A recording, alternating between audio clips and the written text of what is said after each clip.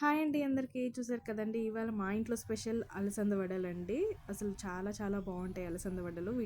వీటిని మాత్రం నైట్ అంతా నానపెట్టుకోవాలండి. చూసారు కదా!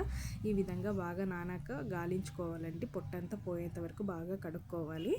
ఇప్పుడు అందులో కావాల్సిన పదార్థాలు కొద్దిగా అల్లము, ఆనియన్స్, అలాగే తగినంత పచ్చిమిర్చి వేసుకోవాలండి కారంకి సరిపడా.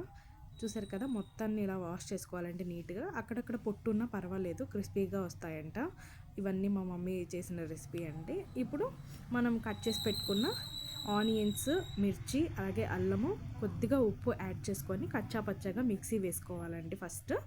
చూసారు కదా! ఈ విధంగా కచ్చా పచ్చాగా వేసుకొని ఇదే మిశ్రమాన్ని అందులో అలసందల్లో వేసేసుకొని కొద్దిగా పసుపు యాడ్ చేసుకొని ఒక్కసారి మొత్తం మిక్స్ చేసేసుకోవాలండి. ఆ తర్వాత మళ్ళీ ఇదంతా మిక్సీకి వేసుకోవాలండి. చూసారు కదా! ఈ విధంగా మిక్సీకి వేసుకోవాలండి. మనకి మరీ మెత్తగా అవ్వకూడదు, మరీ బరకగా ఉండకూడదండి. మీడియంగా చేసుకోవాలి. మనము మొత్తాన్ని ఇలా పట్టుకొని కలిపితే మనకు వడ వేసేలాగా రావాలండి. చూసారు కదా! అంతా రెడీ అయిపోయింది. ఇంకాస్త ఉప్పు తగ్గితే నేను యాడ్ చేశానండి. మీరు కావాలంటే ఉప్పు చూసి వేసుకోండి.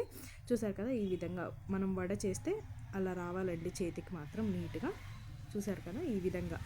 ఇప్పుడు ఆయిల్ మీడియం ఫ్లేమ్‌లో పెట్టి వేసుకోవాలండి. హై ఫ్లేమ్‌లో పెడితే త్వరగా వేగిపోతాయి కానీ లోపలంతా ఉడకదండి. చూసారు కదా! ఈ విధంగా బాగా గోల్డెన్ బ్రౌన్‌లో వచ్చేంత వరకు బాగా కాల్చుకోవాలి. ఇంతేనండి, రెడీ అయిపోయాయి అలసంద వడలు.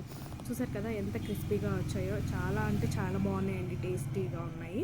చికెన్ కర్రీలో కానీ, మటన్ కర్రీలో కానీ, నాన్ వెజ్‌లో దేనికైనా చాలా బాగుంటాయండి ఈ వడలు. ఇవాళ మా ఇంట్లో వచ్చిన స్పెషల్స్ వచ్చేసి చికెన్ బిర్యానీ అండి. మా మమ్మీ చేసింది చాలా బాగా చేస్తుంది. నాకు చాలా ఇష్టం బిర్యానీ అంటే. అందులో గోంగూర చికెన్ చేశానండి ఇవాళ. మా అమ్మమ్మ స్టైల్లో చేసింది. అది కూడా త్వరలో పెడతాను రెసిపీ. చికెన్ కర్రీ చేసాము. అలాగే అలసంద వడలు మార్నింగ్ చేసామండి ఇవి. దాంట్లోకి పెరుగు రైతా అండి. మీరేం చేశారో కామెంట్ చేయండి.